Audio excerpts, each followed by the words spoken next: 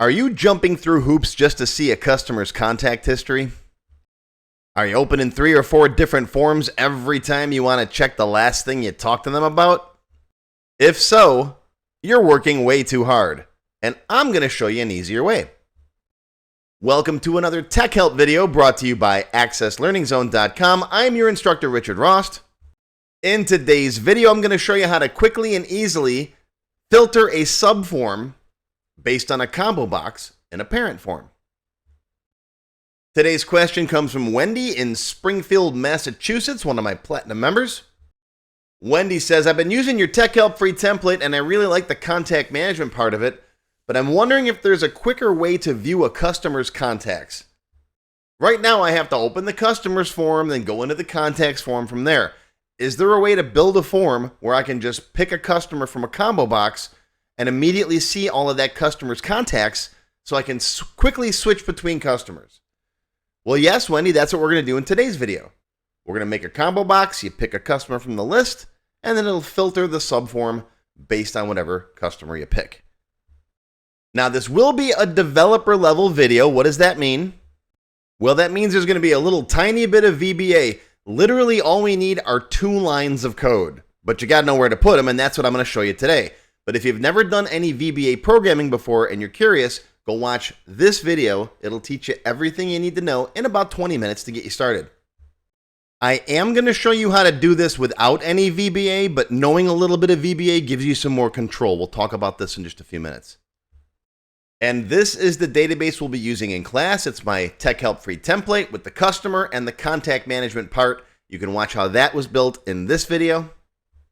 We're also going to build a relational combo box. That's where you can base a combo box on another table or query. We're going to make a customer combo box. It's based on the data in the customer table. So go watch this video. You should know how filtering works.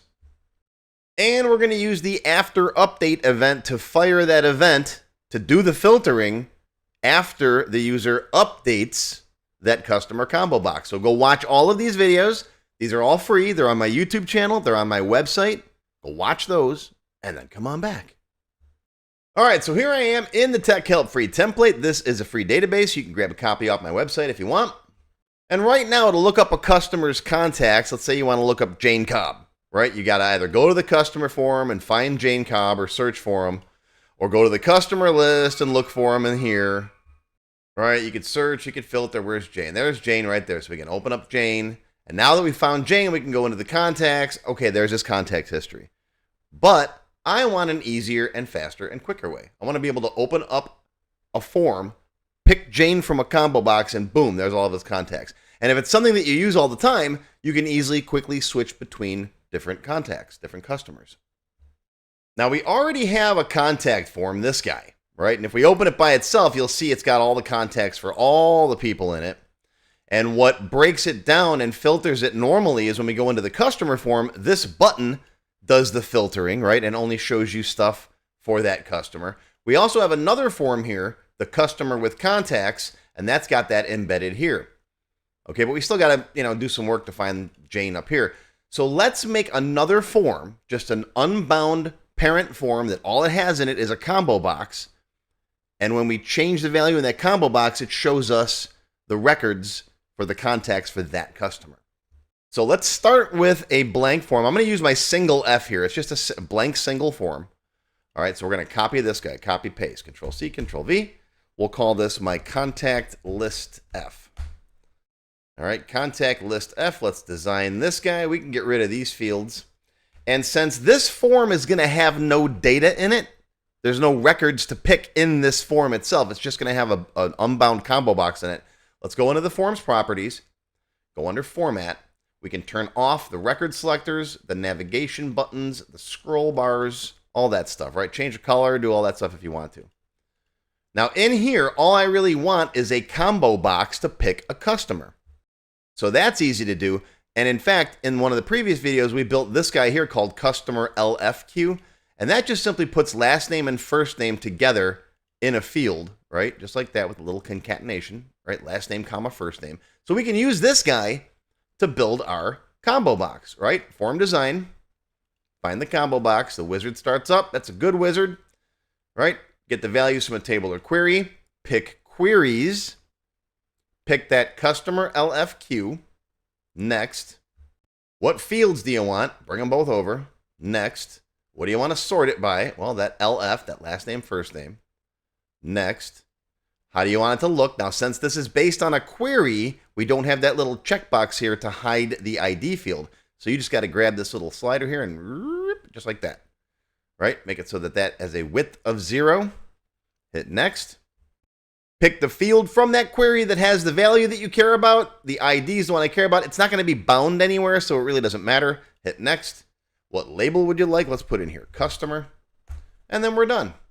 Let's make this a little darker so we can actually read it. Let's make it black, standard colors. We'll make this a little bigger. Make that a little bigger. Okay, save it, close it, open it. And there we go. Now we have a contact list with a combo box where I can quickly find Jane Cobb. Now let's drop that subform right here. All right, so we're going to right click, design view, find your contact F, that's this guy, right? We're going to drop it right here as a subform. Click, drag, drop, boom, done. I'm going to delete that little label that comes in with it too. Okay, slide it over here. You can make it bigger if you want to. You can make it smaller. You can make it red. You can make it blue. Just don't make it late for dinner. All right. All right, save it, close it, open it again. Oh, wrong one. Open it right there. There we go. That's a bit too small. Let's make it bigger. Let's make it bigger. In fact, you know what I'm going to do? I'm going to make it bigger like this. And come here, give me. And I'm going to go up to arrange and then pick anchoring and then stretch down and across. All right, save it, close it, and now look at it. Watch what happens. Ooh, it gets bigger. That's anchoring. I got a whole separate video on anchoring. Here's that video where I talk about anchoring, right? You can make it bigger like that just by dragging it. And hey, while I got your attention, if you're enjoying this video, if my videos help you, hit that like and subscribe. It helps me, it helps the channel, helps keep these videos free, okay? All right, go do it. Do it right now, go do it.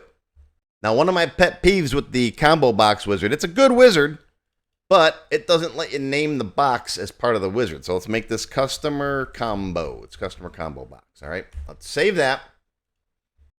Now, normally when you drop a subform into a parent form, you use the link master fields, link child fields. And if Access sees that you got a field up here that matches a field in there, usually it makes those for you. But it didn't in this case. Now, we can use this if you want to. This is the non-VBA method that I mentioned earlier. And I'm going to show you this in case you don't care about VBA, you don't want to be a programmer, that's fine. So you can do that. You could put the link master fields and link child fields in here. We're going to link the master field is going to be the customer combo. And the child field will be customer ID, because that's a field down here, that red box there that's actually a hidden box. All right, save that, close it, close it. Now if you open it up, it appears blank. And that's because the value in this right now is a 0, right? There's nothing in there, or it's null. I forget which one. But if you drop this down and pick somebody, it filters it because of that link master field, link child fields property. And that's fine. That's a perfectly good solution. Okay? But the one reason I don't like that is because sometimes on this contact list, right, you might want to see all of the contacts in here for everybody. Right? You could sort this and get a chronological list and all that stuff. So there's another way that gives you a little more flexibility. So what we're going to do is I'm going to go and turn that property back off again. We're going to just get rid of these. All right. So there's your non-programmer method. And for those of you who don't care about VBA, you're done. Goodbye. See ya. Go away. Go. You're done. Go. What are you doing here still? But if you want to learn a tiny little bit of VBA, watch this now. This is a little bit more flexible. Because when you open this form normally, right, you can see everything in here. You can sort this, and you can even make it so that these are sorted normally by date descending, so you can see the last couple contacts up here. You can add the customer's name in here if you want to see who it is. So it gives you a little more flexibility. What I want now is when I drop this box down and pick somebody, at that point, I want to filter this box using this subform's filter property. And how do we do that? Well, we're going to go into here. We're going to open up the properties for this box. We're going to go into events and find the after update event, right? When this box is updated, I want to do some stuff. Hit the ... button. That brings up the VBA editor. Let me resize it. And yes, I'm using dark mode. Got a whole separate video on that too.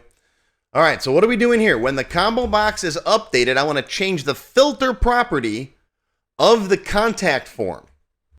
Now let's check the name of that form real quick. Let's come in here and just click on this guy. Yeah, see, it's contacts, because what happens is sometimes it gets the caption property of this guy, right? Its caption. Let me see what its caption is. Format. Yeah, see, its caption is contacts. I don't like that. So let's go back to the subform object itself. Make sure you click on it. You get this border outlined, right? See the borders outlined? That is the subform object inside the parent form. And I want to make sure its name is contact F, not contacts. All right, watch for that. If your form doesn't have a caption, it will default to the name of the form. Otherwise, it puts the caption property in there. Another one of my pet peeves. Okay, now back in our code, here I can say contact F, that's the subform object, dot form. Now we're going to the form collection, the collection of properties for this form. And it has a filter property equals customer ID equals customer combo. So I'm setting the filter property of the form. What form? The contact F subform. Yeah, you just gotta kind of remember that. That's how it works. Set it equal to customer ID equals, and then whatever value is in my customer combo. Okay, see how that works? Now, once we set the form's filter property, we have to turn the filter on. Contact F dot form dot filter on equals true. And that's it. That's all you need. Save it. Debug, compile once in a while. Close it. Close it. Close it. Open it. Starts off with everybody. Drop the box down. Pick Jane Cobb. And it filters based on whoever you picked. And you could do multiple people if you want to. Pick another one. Well, not multiple at the same time. We could do a video on that. There's something called a multi-select list box you can use where you can pick multiple people. I've got videos on that. Go check them out on my website. But this is all you need for something simple, right? Now, this works great for doing what we wanted to do, right? We just want to open a form and be able to quickly switch between different customers and find their contacts. But what happens if the user blanks the customer combo box? You get an error message. Okay. And what happens if you want to add another contact down here? Let's say you're on Jane Cobb and we talked about Rita. Those of you who know Firefly know what I'm talking about, right? Now, if I go away and then come back, where's Jane Cobb? Where are you?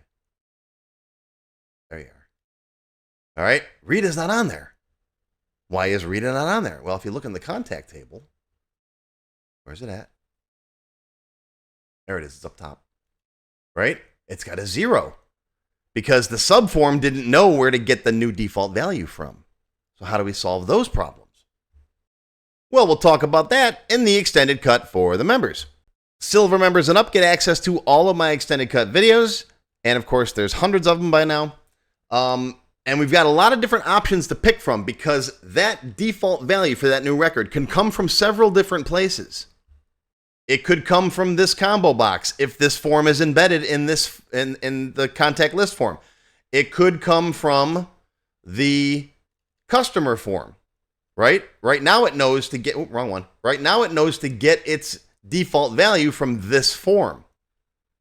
It could also be embedded inside this and need to use the link master and child field. So there's several different situations where this guy could get its new default value from. And we're going to talk about all those situations in the extended cut. So check it out. You'll find a link down below. If you're not a member yet, what are you waiting for? Join. Everybody gets some free training and you get lots of extended cut videos, and gold members get a code vault and all kinds of stuff. And if you like learning with me, if you like this VBA programming stuff, this newfangled stuff, it's not really new. VBA has been around for decades. But it's still great and powerful, like just like Oz, right? It does all kinds of great, cool things. I got lots of developer lessons on my website. Just finished 53, so there's a few videos to keep you busy. And I got this thing called a search seminar. which is several hours long, and it teaches you all the different ways you can do all kinds of cool searching and sorting and filtering and custom SQL lists and all kinds of stuff inside your database. So if you really want to learn about searching and sorting and filtering and all those things with moving molecular structures and moving parts, go check this out too. But that's going to do it. That's going to be your Tech Help video for today. I hope you learned something. Live long and prosper, my friends. I'll see you next time. And members, I'll see you in the extended cut. If you enjoyed this video, hit that thumbs up button right now and give me a like. Also, be sure to subscribe to my channel, which is completely free. And make sure you click that bell icon and select all to receive notifications whenever I post a new video. Do you need help with your Microsoft Access project? Whether you need a tutor, a consultant, or a developer to build something for you, check out my Access Developer Network. It's a directory I put together personally of Access experts who can help with your project. Visit my website to learn more. Any links or other resources that I mentioned in the video can be found in the description text below the video. Just click on that Show More link right there. YouTube's pretty good about hiding that, but it's there. Just look for it. Now, if you have not yet tried my free Access Level 1 course, check it out now. It covers all the basics of Microsoft Access, including building forms, queries, reports, tables, all that stuff. It's over 4 hours long. You can find it on my website or my YouTube channel. I'll include a link below you can click on. And did I mention it's completely free? And if you like Level 1, Level 2 is just $1.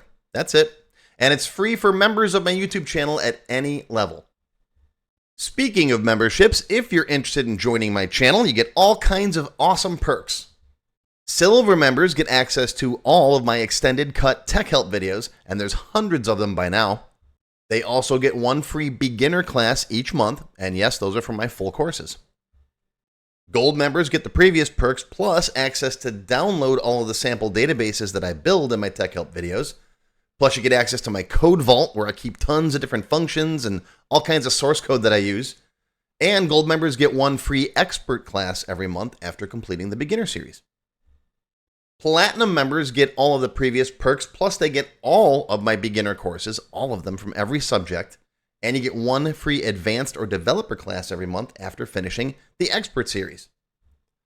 And you can become a diamond sponsor and have your name listed on the sponsor page on my website. So that's it. Once again, my name is Richard Rost. Thank you for watching this video brought to you by AccessLearningZone.com. I hope you enjoyed. I hope you learned something today. Live long and prosper, my friends. I'll see you next time.